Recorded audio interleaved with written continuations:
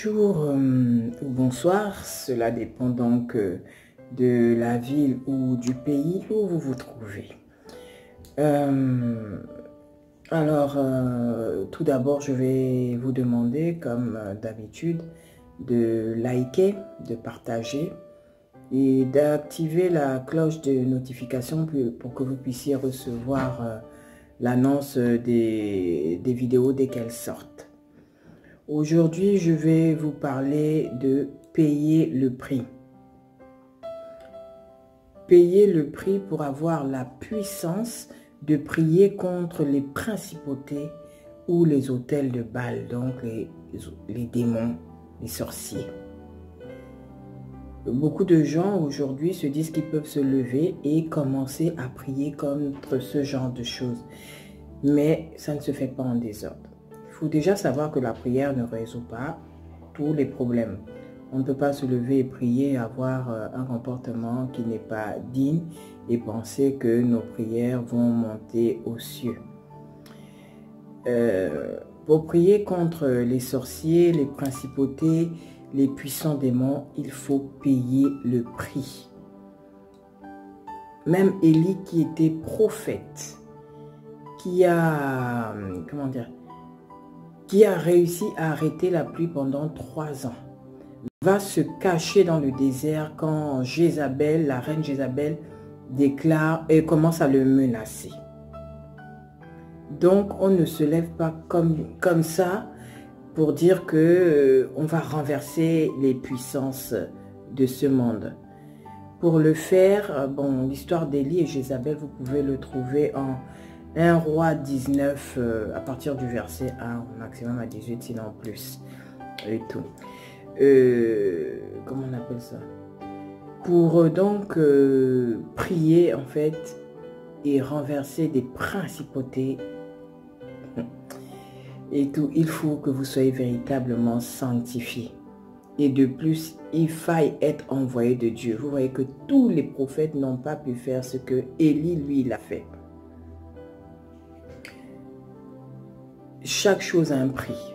Même dans la sorcellerie, on demande le prix des choses pour pouvoir ensuite donner ce qu'on doit donner pour recevoir. Même si c'est du sang humain, on va vous dire, il faut donner une personne, il faut donner 2 personnes, il faut donner un fœtus, il faut donner, mais il faut toujours payer le prix. Beaucoup d'entre nous veulent se lancer dans des combats spirituels sans être envoyés. Et très souvent, ils en ressortent vaincus, anéantis. Ou alors, s'ils sont chanceux, ils ressortent sans rien acquérir et sans que la situation ne bouge. La Bible nous dit en Osée 4, verset 6, « Mon peuple périt faute de connaissance ». Quand on veut prier en groupe pour son pays, pour la nation, il faut être unis. Il faut être une force. Et une force qui n'est pas divisée. Il faut véritablement l'unité. Donc on ne peut pas se lever et dire, je vais appeler telle église, on va prier ensemble pour le pays, sans connaître les valeurs de l'église, sans connaître les vérités de cette église, les bases, les fondements, les fondations de ce lieu avec lequel on s'unit. Parce qu'on ne peut pas être une force si l'unité n'est pas vraie. Si certains prient un Dieu de Baal, et que toi tu veux élever la voix vers Jésus-Christ de Nazareth, le message de la prière ne pourra pas monter. On voit bien que Nemrod, par exemple, dans l'histoire de la tour de Babel, quand Nemrod construit la tour de Babel, qu'est-ce qui fait la force de Nemrod? C'est l'unité. Il y a une unité du peuple. D'où pour que Dieu puisse atteindre donc Nemrod, empêcher Nemrod d'atteindre son objectif, Dieu détruit l'unité. Et donc par là, il met des langages divers à chacun. On peut le voir en Genèse 11, à partir du verset 6. Nemrod, il faut savoir, il avait atteint un esprit, un niveau spirituel tellement élevé que c'est pour ça que Dieu lui-même, le Tout-Puissant, ne tue pas Nemrod dans le désordre. Parce qu'il aurait pu le tuer directement, mais il ne l'a pas fait. Vous voyez, quand on bâtit des autels, quand on fait des sacrifices, on arrive à obtenir de Dieu des choses.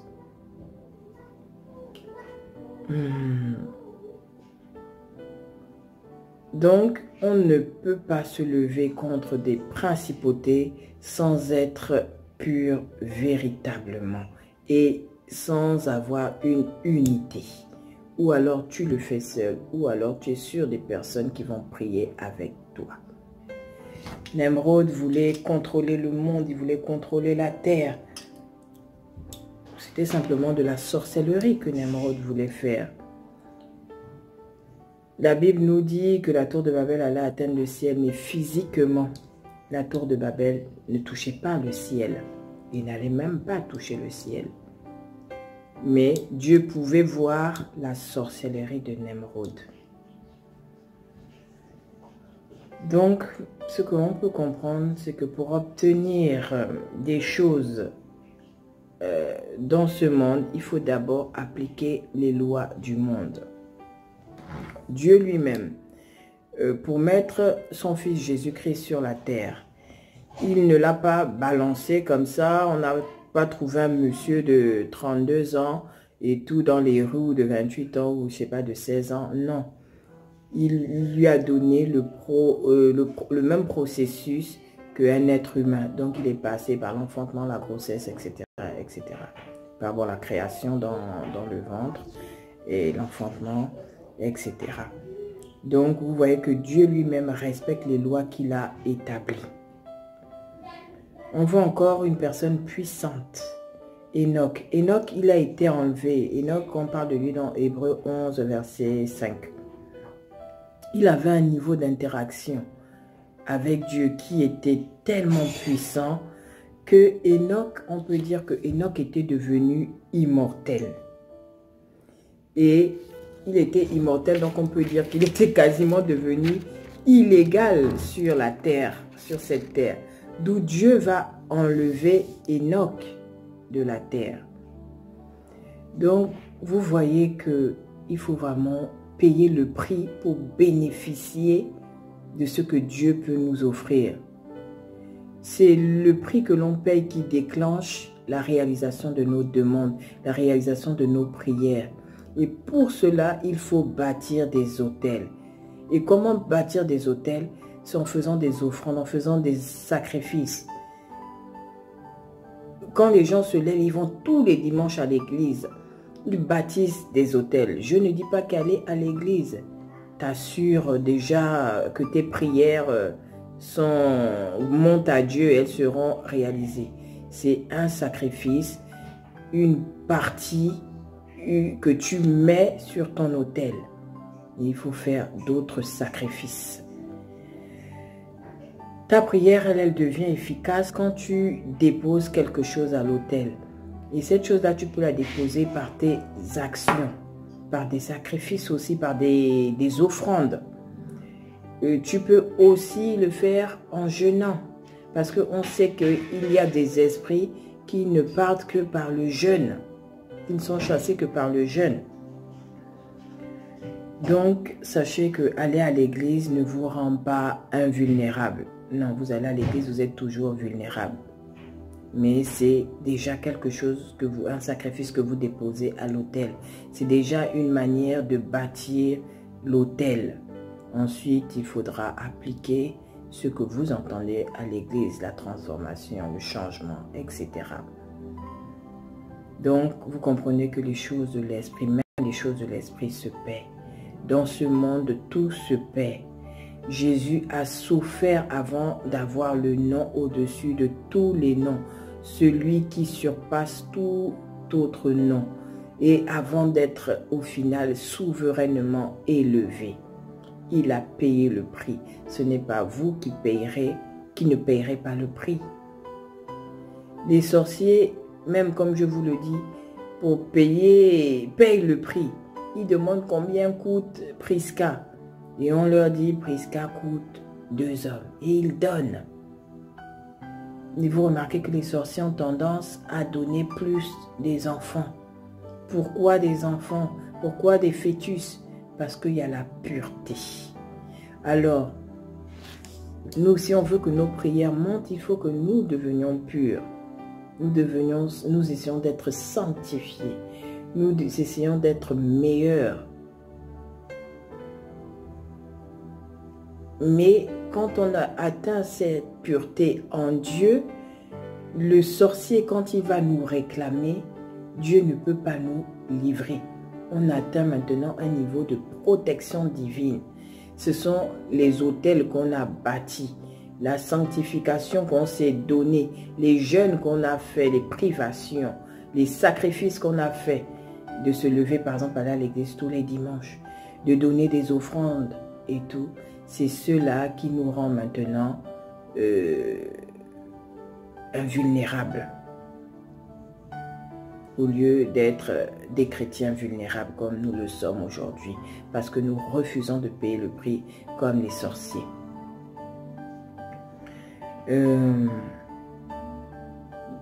Donc, qu'est-ce que je peux encore ajouter?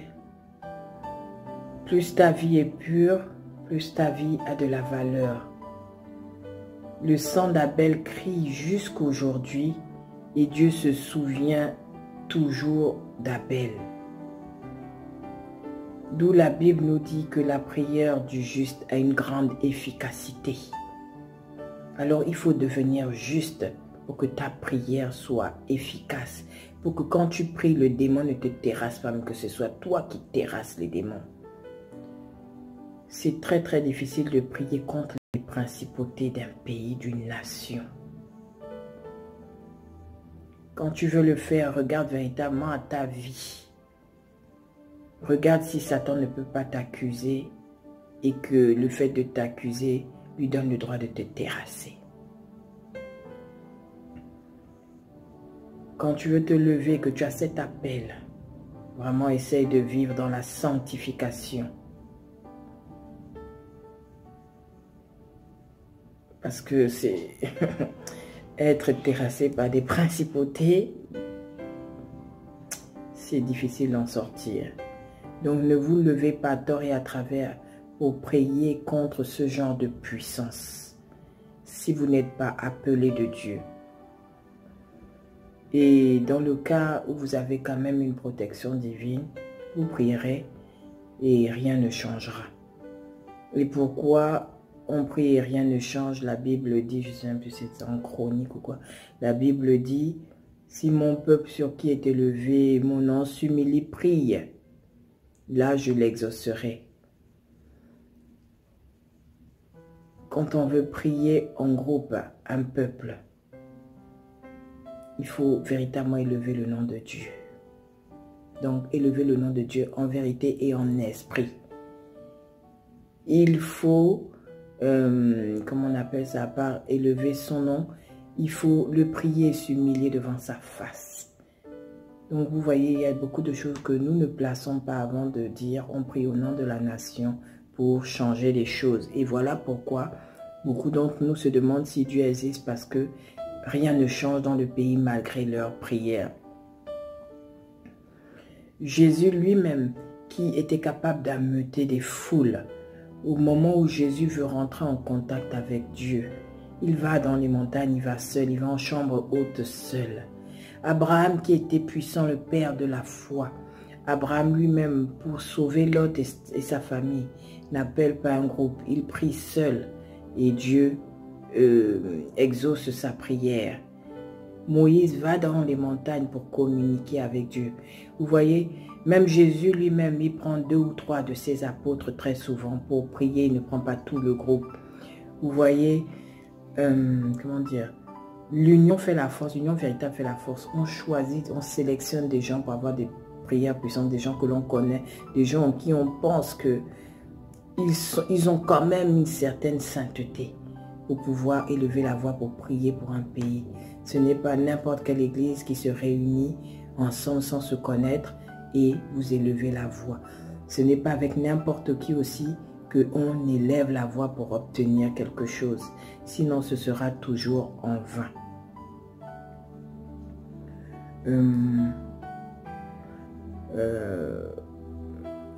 Ok, qu'est-ce que je pourrais encore ajouter? Donc vous comprenez que le sang de Jésus est pur et que ce sang a donc un poids. Ce poids rend Jésus légal, d'où il peut nous racheter de nos péchés. Le sang de Jésus est inestimable. Dieu exauce Élie parce que Élie est pur. Et en parlant voilà, de l'exaucement d'Élie et tout, par exemple, permettre à Élie d'arrêter la pluie pendant 3 ans, vous pouvez le lire dans le livre de Jacques.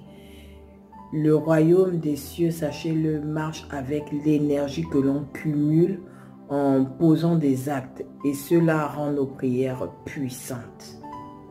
Nous devons cumuler en fait des bienfaits, des choses en faveur de Dieu, en faveur des malheureux, en faveur des gens de ce monde, des bienfaits. Et c'est cela qui va donner l'énergie pour impulser nos prières, pour qu'elles montent à Dieu, pour qu'elles deviennent un parfum de bonne odeur. On dit que 1 chasse 1000 et que 2 chassent 2000 dans Deutéronome 32 verset 20. Non, verset 30 et tout.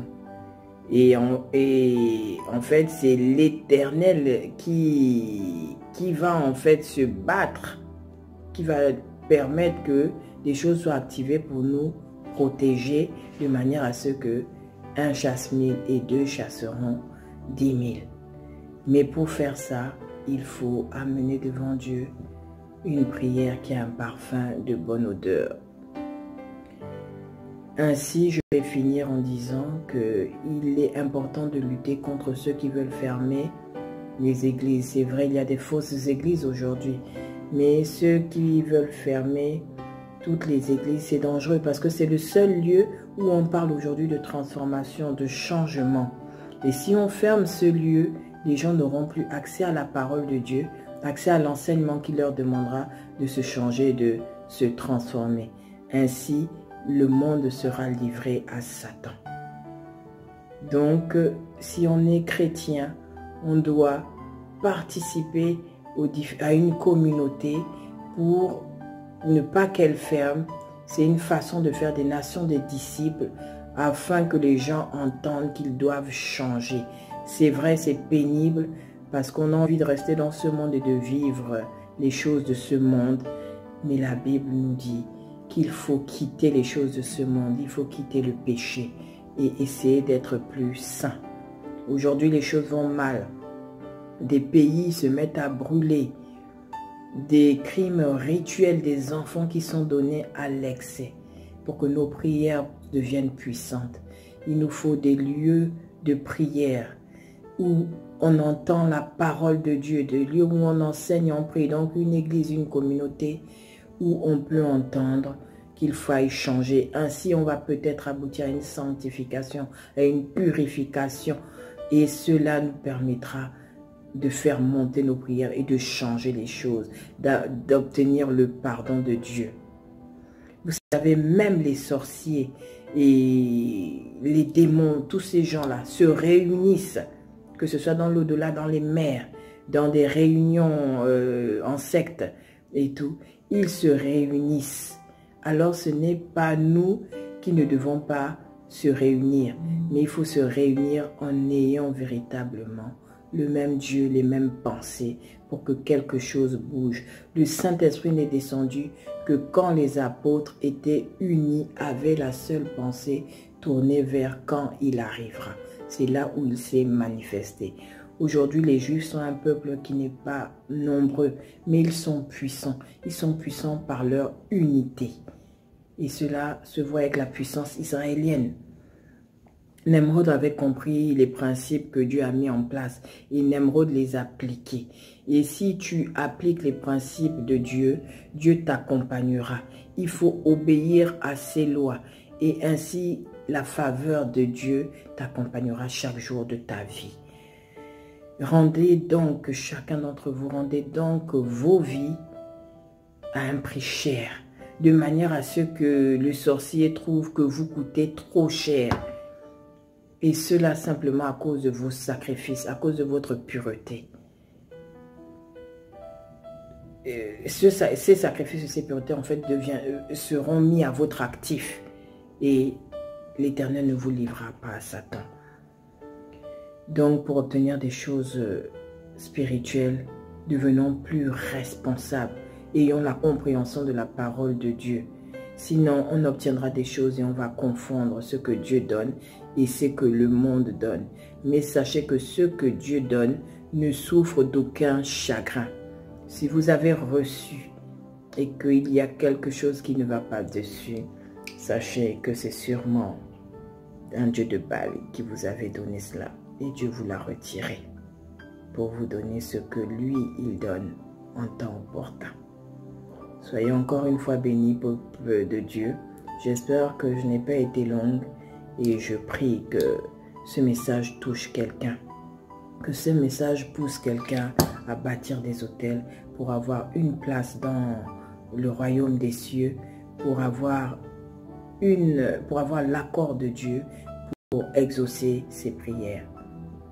Soyez bénis et à la prochaine vidéo, je crois qu'on sera à la 11e spot la prochaine fois. Pour ceux qui veulent suivre les vidéos, vous savez que vous en avez déjà 10 sur YouTube. Prisca Luna, email nopt73@gmail.com nopt73@gmail.com.